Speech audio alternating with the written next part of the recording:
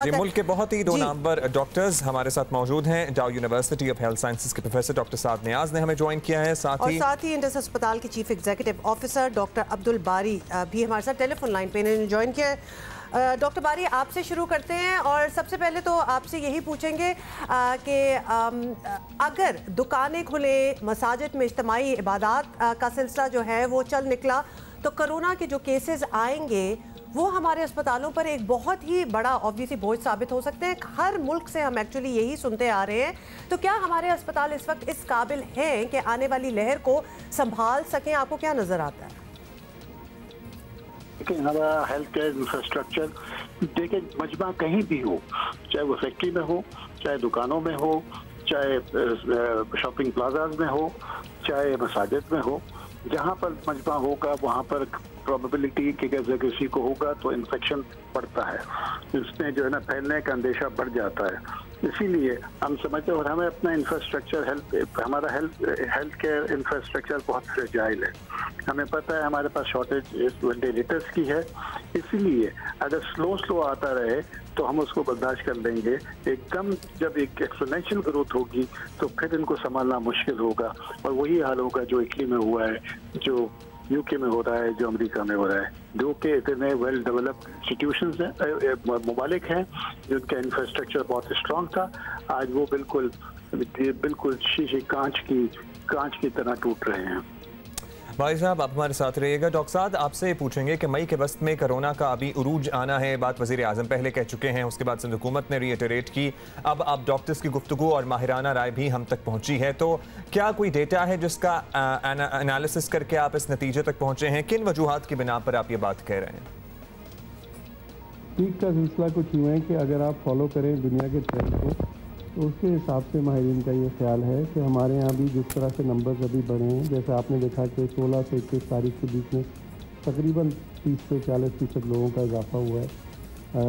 जैसे हम टेस्ट बढ़ाएंगे हमारा ये डिटेक्शन और ज़्यादा होगा, और यूजुअली जो पीक का टाइम इसमें जिस तरह बाकी जगहों पे देखा जा रहा है, हमारा भी बिल्कुल उसी तरह का है। तो इन दो वजूहात की वजह से ये समझा जा रहा है कि ये पीक आएगा। डॉक्टर साहब, आपसे भी दोबारा मैं एक और सवाल पूछना चाहूँगी जो बारी साहब से भी पूछी है कि डॉक्टर्स ने ख़त लिखकर दुकानें और मसाजिद खोलने के फ़ैसलों की मुखालफत की है, अपीलें की गई हैं कि इन फ़ैसलों पर नज़रसानी की जाए। तो मसाजिद और मार्केटों से अगर ये खुल जाए, इनसे कोरोना फैलने का ख़तरा इतना ज़्यादा क्यों महसूस किया जा रहा है, ये बता दीजिए।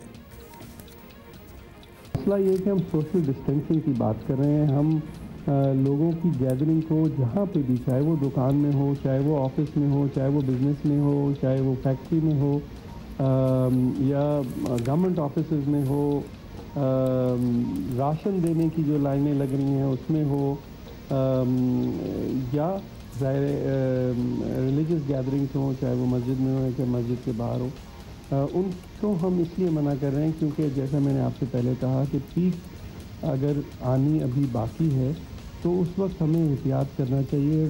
हमारे लिए क्यों ये ज़रूरी है? हमारे लिए इसलिए ज़रूरी है कि हमारी जो सलाहियत है और जो हमारी कैपेसिटी है वो इतनी ज़्यादा नहीं है हेल्थ सर्विसेज में कि हम बहुत ज़्यादा इस बीमारी का बर्डन बाकी दुनिया की तरह बर्दाश्त कर सकें।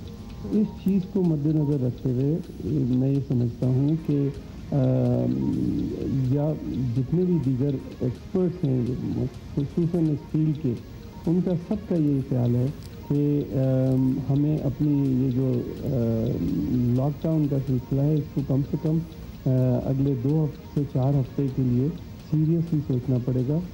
जब हम पहले कर सकते थे, तो इस वक्त जब हमें लग रहा है कि ठीक है, प्राइम मिनिस्टर ने भी कहा है, हेल्थ एडवाइज़र ने भी कहा है, एक्सपर्ट्स भी कह रहे हैं, तो ये तो दानिशमंदी वाली बात है कि आप अपने आप को इन तमाम चीज़ों से, जिससे लोगों के कांटेक्ट ज़्यादा बढ़ने का ख़तरा है, उससे हमें ये भी पता है कि उससे मर्ज भी बढ़ने का ख़तरा है, इसीलिए हम इसको कह रहे हैं। ये भी आपका कहना बिल्कुल ठीक है। सबको लग रहा है तो फिर अभी क्यों नहीं कर रहे? एग्जैक्टली, और पहले भी तो कर ही लिया था, तो अब क्यों नरमी की जा रही है? अच्छा डॉक्टर बारी, आपसे पूछेंगे कि अगर डॉक्टर्स की बात ना मानी गई, जाहिर है आप लोग एक्सपर्ट हैं, आपकी माहिराना राय है, आप अपनी दुहाइयाँ ही दे रहे हैं लिटरली, और ख़त भी लिख रहे हैं, सबको बता रहे हैं, मसाजिद भी मामूल पे आ जाती हैं, मार्केटें भी खुलने की जैसे ताजर कोशिश कर रहे हैं वो भी मामूल पर आ जाती हैं, तो फिर हमें और आपको और सबको अपने तौर पर ही कोरोना से बचने के लिए कुछ करना पड़ेगा, which is near to impossible, क्योंकि हम कितना बच जाएंगे खुद अकेले। लेकिन फिर भी कोई एहतियाती तदाबीर अगर आप हमसे शेयर कर सकें, कुछ हमें रहनुमाई दे सकें कि किस तरह से इंडिविजुअली जो चाहते हैं बचना इस बीमारी से, वो कैसे बचें? एक तो सबसे बड़ी इल्तिजा है कि जितना गैर ज़रूरी तौर पर घर से बाहर ना निकलें। मैं समझता हूँ कि माश का भी मामला होता है, अपने राशन का भी मसाइल होंगे डेफिनेटली, और ये सब तो है, लेकिन इसको एडजस्ट करना होगा किसी तरीके से। अपने आप को गैर ज़रूरी तौर पर बाहर न निकलें, हाथों के अपनी सफाई का ख्याल रखें, हाथ बार बार धोएं, साबुन के साथ सैनिटाइज़र का इस्तेमाल करें, बाहर निकलें तो मास्क पहन के निकलें। बहुत शुक्रिया डॉक्टर अब्दुल बारी एंड डॉक्टर साद नियाज हमसे बात करने का।